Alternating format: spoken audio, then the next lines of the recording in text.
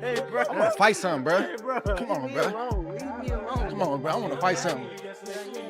Yes, he I did. seen it. I'm glad I got motherfucking witnesses. gym. I'm not, though. I seen You it don't in the remember gym. the catch and shoot. I seen Forget it in that. the gym. Forget that. Why you got me in the corner? Ooh, Fuck that's out what of I'm gonna here. get you. Yeah, now we I'm good. trying to know I ain't going for none of them things. Hey, hey, oh! Boy, that boy still got it. Come on. Brother. Come on, bro. No, Yeah, I'm you too better. strong for You that. Watch better. that. Do it again. Do it Over again. here. Do it again. Do it again. Do it again. Bing, bing, bing. Destiny doesn't whisper, it stares you down. And Shakur Stevenson speaks like a man who sees only the finish line ahead. When I was a kid coming up, Dre was the person I wanted to be like. He was the last person to win the Olympic gold medal. So for me, it was like I wanted to be the next person to win the Olympic gold medal. And I kind of watched all of his tapes. I studied him like every day faithfully. And he played a tremendous part on my style of boxing. Now, it's always been a lot of talk. I always be talking a lot of like smack to Dre just because I always watched him. Like I always been looking up to him forever. So now it's like I just want him to get in the ring and like teach me a few things. I'm not like trying to go crazy, but I just want to be able to say I got in the ring with Andre Ward. Inside camp, the energy is different this time. Calmer, sharper, almost surgical. Moving up to 140, he's focused with no extra bulk or distractions. Just a strong belief that skill wins a day. I just know it's my time.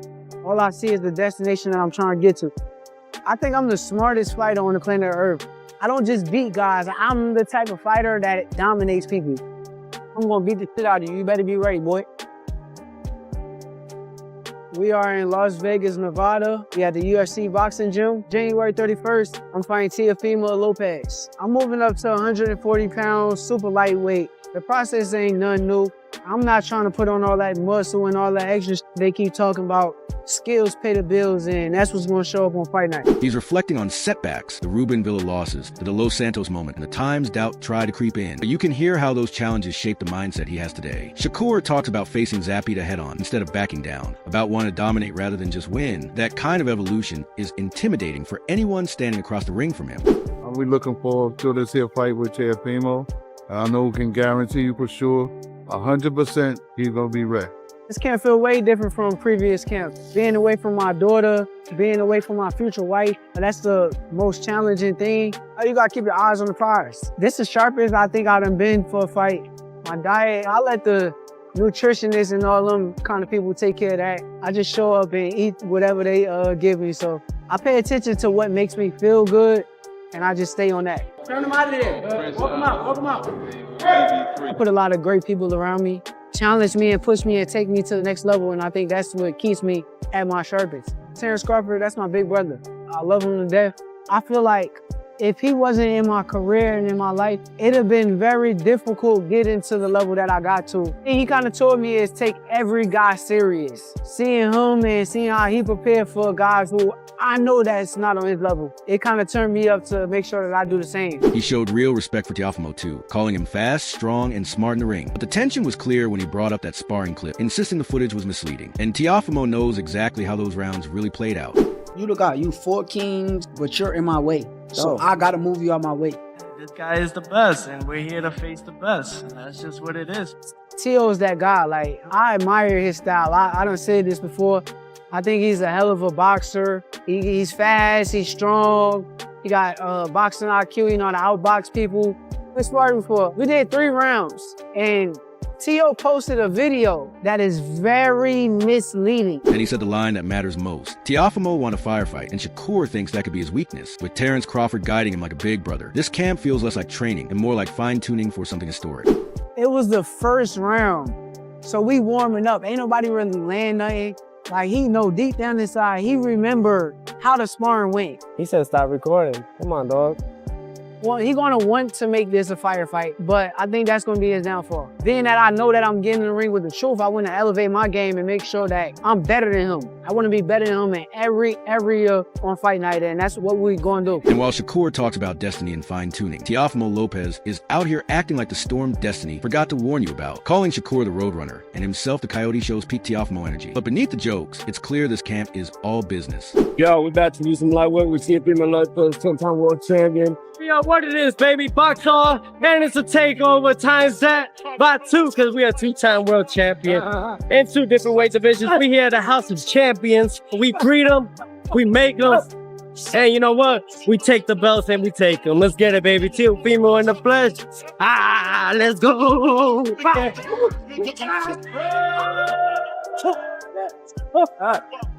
He's talking non-stop conditioning, swimming, late-night glove round with no breaks, pushing limits just to see where they break. Teofimo's dad jumps like the ultimate hype engine, reminding everyone that his son was beating grown pros at 13 and built for this from day one. And honestly, that's where the confidence comes from. I've been with him ever since he started boxing, which was at 6. I really knew that he was really good when he started beating professional fighters at 13, 14 years old.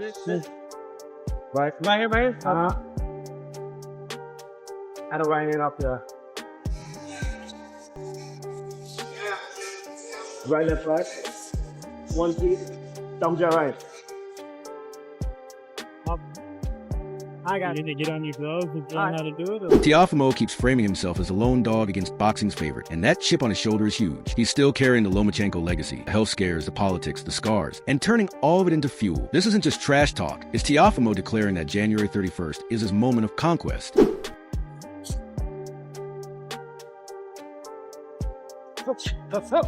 That hook, 3 slip. Yep. Right here, man. I don't write it up. So that's why we got to keep beating these guys. Beating Shakur. This is part of it to get to that next level. I pretty much have had almost everything thrown at me, and I look forward to see what will be thrown at me come January 30th. And after Teofimo was talking conquest, destiny, and lone wolf energy, Spencer Oliver and Garrett Davies jumped in, sounding like 2 professors arguing over a supercomputer fight simulation. They weren't debating hype, they were debating ceilings. Garrett talking about Shakur's final climb to Everest had me laughing, because that's legacy talk, not fight week talk. And when he says Shakur isn't just generational, but has all-time potential, that's pressure, not praise. Then Spencer jumps in with, yeah, but Teofimo is a spoiler, and that word fits perfectly. Teofimo doesn't play hero, he plays disruption. Teofimo Lopez blows hot and cold, but when he's good, he's really good. Vasyl Lomachenko was an outstanding performance. Then he got derailed by George Kambosos in the fight after that and just seemed to lose his way a little bit, but in recent times looks back to his best. It's a fascinating fight. This, for me, is all about whether Shakur Stevenson can step up and bring the greatness. He's daring to be. I love how they framed it as brains versus brutality, IQ versus power, rhythm versus burst, because that's the real tension here. Garrett basically said Shakur wins on points only if he's perfect, not just good, not just sharp, but perfect, and that's a dangerously high standard. Meanwhile, Spencer kept coming back to Teofimo's footwork, explosiveness, and bully energy, saying Teofimo doesn't need to outbox Shakur. He just needs to move him, lean on him, shrink the ring, and make the fight uncomfortable. That's not just a strategy, it's a personality trait. The wild part comes when they dive into psychology. Neither fighter really has a mental crack, no fear, no insecurity, just 2 locked-in minds colliding, and that's scary. Teofimo Lopez will put him in that position, because he's got that physical So it's advantage. all about the timing in the He has mid-range. It's going to be fascinating. He has the physical attributes to put him on the ropes, and he knows that that's where his game's at. He's not going to be able to outbox Shakur. Yeah, he's a great boxer himself, and he's very athletic, and he's got great movement and all that, but he's explosive, he's more bullish, and he will have to bull Shakur. He'll have to bull. They basically described a chess match with body shot, a standoff where one mistake is checkmate. And when they said Shakur can't just sit on the ropes and show off his defense like before, because Teofimo will turn that into forward momentum. That's the truth bomb. This fight isn't about who looks prettier in the ring. It's about who controls space, who controls rhythm, who controls tempo. Spencer leans toward Shakur. Garrett sees Teofimo as the only man who can derail his rise. That's the split right there. One fighter is climbing toward history. The other is trying to knock the ladder over. That's why this fight feels dangerous from every angle. Vasyl Lomachenko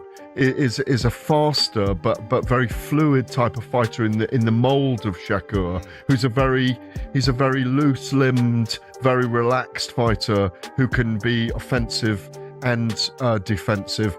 It wouldn't surprise me to see Shakur down in this fight as well and get up and win the fight closely on points. But I can also see Teo winning. And after Spencer and Garrett break the fight down into a physics lesson of space, IQ, and foot positioning, Oshaki Foster crashes a conversation like pure electricity. No filters, no poetry, just raw emotion and unfinished business energy. The way Foster talks about Shakur, you can tell it's not just boxing rivalry. It's personal history, ego history, inbox history, gym history, all layered together. When he says Shakur is his #1 target and I gotta have it, that's not matchmaking talk, that's obsession submission talk. The wild part is how he framed Shakur's defense. He basically says all that talk about impregnable defense is cute until you're in there with someone faster, stronger, and more athletic. You can hear the confidence in his voice, like he's already shadowboxing the fight in his head. Foster is impressed by labels. He's impressed by collisions. Then, when he pivots to Teofimo versus Shakur, the tone shifts from personal vendetta to cold, analytical breakdown. He doesn't pick sides emotionally. He talks style. And his conclusion? I think it's a great fight. I think it's a great fight. Stylistically,